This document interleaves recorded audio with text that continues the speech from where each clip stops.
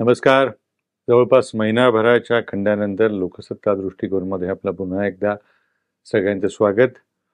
पावसाची प्रतीक्षा आहे. गेल्या आठवड्यात याच सुमारास धो-धो पडून पावसाने मुंबईची पायाभूत सेवा सुविधांची जी काही अवस्था खरी आहे ती दाखवून दिलेली आहे. त्याच्यानंतर पाऊस गायब झाला आहे.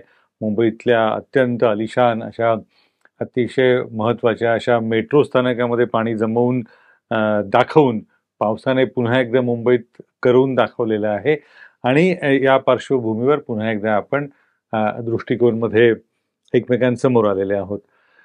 दोन महत्त्वाच्या घटनांचा परामर्श या दृष्टिकोनमध्ये घ्यावा लागेल. एक सर्वोच्च न्यायालयात घडलेली घटना आणि दुसरी महाराष्ट्रात राज्याच्या सेवेसंदर्भातच घडलेली घटना. सर्वोच्च न्यायालयात अर्थातच जो काही प्रकार घडला तो महाराष्ट्रासाठी अत्यंत लाजिरवाणा असा म्हणता येईल. मुंबईतल्या पायाभूत सुविधांसंदर्भातलं एक अतिशय महत्त्वाचं कंत्राट, 14,000 कोटी रुपयांचं कंत्राट एका कंपनीला दिलं गेलं, मेघा इंजिनिअरिंग. भाजपसाठी ती कंपनी अतिशय महत्त्वाची, कारण निवडणूक रोख्यांचा प्रश्न आला असता ज्या काही 2-3 कंपन्यांनी भाजपला भरभरून देणग्या दिल्यात त्यातली ती एक कंपनी. त्या कंपनीला ते कंत्राट दिलं गेलं. हरकत नाही, कंत्राट देण्याची एक पद्धत असते, त्याप्रमाणे ते दिलं गेलं असेल. पण ते देताना तांत्रिक कारणांसाठी अशा कामात अतिशय विख्यात असलेल्या आणि अगदी संसदेचं नवीन जे काही वास्तुकलात्मक सादरीकरण आहे ते करणाऱ्या L&T सारख्या संस्थेला याच्यातनं दूर केलं गेलं. त्यामुळे, आणि ते सुद्धा तांत्रिक कारणाने, म्हणजे गुणवत्तेच्या अनुसार L&Tची जर निविदा वाईट ठरली असती किंवा अधिक रकमेची ठरली असती आणि ती नाकारली गेली असती तर कोणीच तक्रार करायचं कारण नव्हतं. पण क्षुल्लक तांत्रिक कारणांनी L&Tला या प्रकरणातनं दूर केलं गेलं.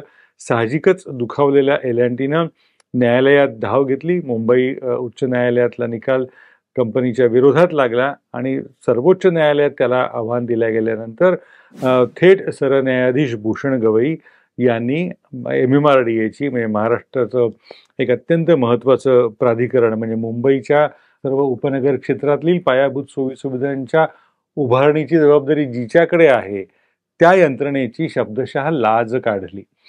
तुम्ही हे कंत्राट मागे घेता का रद्द करू, अशा प्रकारचा इशारा सरन्यायाधीश भूषण गवई यांना द्यावा लागला. कारण सरळ सरळ दिसतच होतं की हे कंत्राट एका विशिष्ट कंपनीला का दिलं गेलं. जेव्हा दिलं गेलं तेव्हा अर्थातच विद्यमान मुख्यमंत्री सत्तेवर नव्हते, आत्ताचे उपमुख्यमंत्री, त्यांच्या काळात हा प्रकार घडला.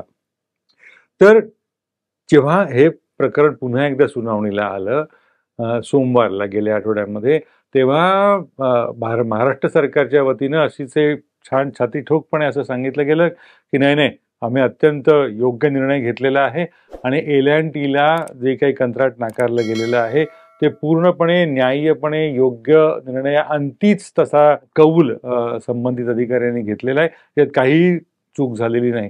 छान, चांगली भूमिका महाराष्ट्र सरकारने मांडली. पण ती भूमिका राखता आली असती तर महाराष्ट्र सरकारचं आणि MMRDAचं कौतुक करता आलं असतं. ह्यानंतर जेव्हा दुसऱ्याच दिवशी प्रकरण अंतिम सुनावणीसाठी पीठासमोर आलं, सरन्यायाधीशांच्या समोर आलं, तेव्हा आदल्या दिवशी सीना ताण के स्वतःची भूमिका किती योग्य आहे असं सांगणाऱ्या MMRDAने पूर्णपणे 180 कोनात आपली भूमिका बदलली आणि स्वतःहून हे कंत्राट रद्द करत असल्याचा निर्णय सर्वोच्च न्यायालयासमोर सादर केला. आणि इतकंच नाही तर ते करताना हा निर्णय जेव्हा आता पुन्हा एकदा आम्ही कंत्राटासाठी निविदा मागवू तेव्हा 3,000 कोटींनी त्याची किंमत कमी केली जाईल अशी कबुली स्वतःहूनच दिली. म्हणजे याच्यात इतकं गौड बंगाल दिसतंय की 3,000 कोटींनी, याचा अर्थ हे कंत्राट आधी तुम्ही वाढवलेलं होतं, संबंधित अधिकाऱ्यांना माहिती होतं. आणि जर याच्यात काल अपव्यय लक्षात घेतला तर कालानुक्रमे खरं खर्च वाढायला हवा. म्हणजे 14,000 कोटीचं कंत्राट आता 15,000 कोटीवर जायला हवं, कारण चलनवाढ, सिमेंट आणि पोलादाच्या वाढलेल्या किमती. झालं उलटच. MMRDA या संदर्भात असं म्हणतं की 3,000 कोटींनी आम्ही कंत्राट कमी करू, म्हणजे 14,000 कोटी रुपयांचा प्रकल्प हा आता 11,000 कोटी रुपयातच होईल. मग ह्या 3,000 कोटींचं गौड बंगाल, त्याचा अर्थ काय याचा निर्णय सरकारने घ्यायला हवा. या 3,000 कोटींचं नुकसान ज्या कोणा अधिकाऱ्यांमुळे महाराष्ट्र सरकारचं झालं असतं, राज्याच्या जनतेचं झालं असतं, प्रामाणिक करदात्यांचं झालं असतं, ते टळलं. पण ते होत होतं, तो प्रमाद ज्यांच्याकडून घडला त्या अधिकाऱ्यांवर त्यांनी कारवाईची हिंमत दाखवायला हवी होती. कारण 3,000 कोटी रक्कम ही काही छोटीशी लहान दुर्लक्ष करावी अशी निश्चितच नाहीये. त्याबाबत महाराष्ट्र सरकार अद्याप तरी मौन बाळगून आहे. कोणाची चूक घडलेली नाही तरी आम्ही 3,000 कोटींची कंत्राटाची रक्कम कमी करतोय, इतका हा औदार्याचा खेळ महाराष्ट्र सरकारने दाखवलेला आहे. हे सर्वोच्च न्यायालयातलं प्रकरण. त्याच वेळेला असंच औदार्य महाराष्ट्राचे दुसरे उपमुख्यमंत्री ज्यांच्याकडे अर्थ खाते आहे, अजितदादा पवार, हे पण दाखवताना दिसतात. म्हणजे हे औदार्य महाराष्ट्राच्या राजकारण्यांचं कौतुकास्पद आहे. त्यांचं त्याबद्दल अभिनंदन करायला हवं. ते असंच औदार्य त्यांनी सगळ्याच नागरिकांच्या बाबतीत, सगळ्याच प्रकल्पांच्या बाबतीत दाखवा. 3,000 कोटी वाढवले, हरकत नाही, आम्ही कमी करून टाकू. मग अजितदादा पवार तेही असं म्हणाले की असं आढळलेलं आहे की जवळपास 2,200-2,300 2,500 आपण चर्चेसाठी घेऊया. 2,500 सरकारी सेवेत असलेल्या महिलांनी लाडकी बहीण योजनेचा लाभ घेतला. 7वा वेतन आयोग, 8वा वेतन आयोग, भरभक्कम पगार, कामाच्या उत्तरदायित्वाची कुठलीही जबाबदारी नाही, किती काम करतायत त्याचे मोजमाप नाही, रजा मुबलक, हे सगळं असताना सुद्धा राजकीय महाराष्ट्राच्या सरकारी सेवेतल्या जवळपास 2,500 महिलांनी अत्यंत गरिबातल्या गरीब महिलांसाठी असलेल्या लाडकी बहीण योजनेचा आधार घेतला आणि त्या पैशावरती डल्ला मारला. ते इतका पगार मिळत असताना सुद्धा ते 1,500 रुपये आपल्याला मिळावेत यासाठी प्रयत्न केले, ते आता उघड झाले. पण सरकार आता म्हणतं ठीक आहे, सापडलं हे प्रकरण, हरकत नाही, आम्ही काही या महिलांवर कारवाई करणार नाही. इथे हा खरा महत्वाचा मुद्दा आहे. तो कुठल्याही सरकारी कर्मचाऱ्याने काहीही गैरव्यवहार केला तर त्याच्यावर कारवाई करणं, त्याची चौकशी करणं आणि त्याप्रमाणे त्याला दंडित करणं, शासन करणं, ही कुठल्याही लोकशाही व्यवस्थेत, प्रामाणिक व्यवस्थेत हे राज्यकर्त्यांची कर्तव्याची बाब असते. इथे मात्र अजितदादा पवार म्हणतात ठीक आहे, त्यांनी ते चुकीचे पैसे घेत होते, पण आम्ही काय त्यांच्यावर कारवाई करणार नाही. त्याचवेळी महसूल मंत्री असलेले चंद्रकांत बावनकुळे भाजपचे आहेत आणि भाजपचे प्रदेशाध्यक्षपद अजूनही त्यांच्याकडे आहे. ते मात्र कारवाईचा इशारा देतात किंवा कारवाई सूचित करतात. तर ती कारवाई होईल किंवा नाही हा यातला महत्त्वाचा मुद्दा. कारण जर कायद्याचा विचार केला तर या महिलांनी सरकारची फसवणूक केलेली आहे. MMRDAच्या अधिकाऱ्यांनी सरकारची फसवणूक केलेली आहे.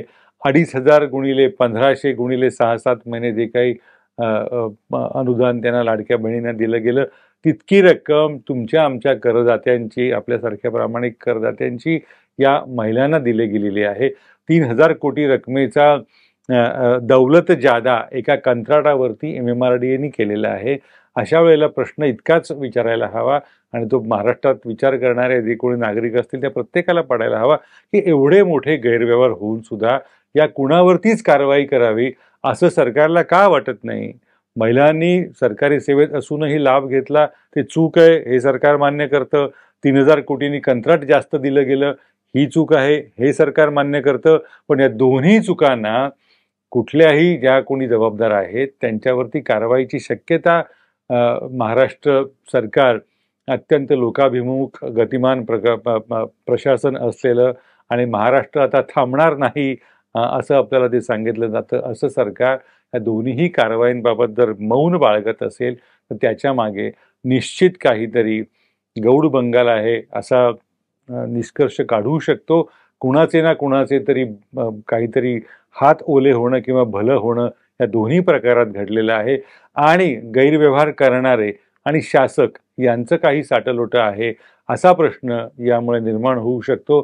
त्यामुळे सर्वसामान्य विचार करणाऱ्या नागरिकाला हे प्रश्न पडायला हवेत आणि त्यांनी आपापल्या राज्यकर्त्यांना हे विचारायला हवं. 3,000 कोटी रुपये, 2,500 महिलांचा हा गैरव्यवहार कित्येक महिने सुरू आहे, अजूनही सुरू असेल आणखी काही महिलांच्या बाबतीमध्ये. त्याची कुठलीही खातार जमा न करता हे पैसे जसे काही सरकार स्वतःच छापतं आणि वाटतंय अशा पद्धतीने वितरित केले जात आहेत. 3,000 कोटींचा कोणी हिशोब मागत नाहीये. या महिलांवर केल्या जाणाऱ्या खर्चाचा कोणी हिशोब मागत नाहीये. हे मला असं वाटतं की राज्याच्या एकंदर प्रतिमेसाठी निश्चितच चांगली बाब नाही. जर शासन प्रामाणिक आणि पारदर्शी असेल तर या दोन्ही प्रकरणी कारवाईची हिंमत राज्य सरकार दाखवेल. तशी ती दाखवणार का, हा प्रश्न या निमित्तानं आपण आपल्यालाच आणि राज्यकर्त्यांना विचारायला हवा.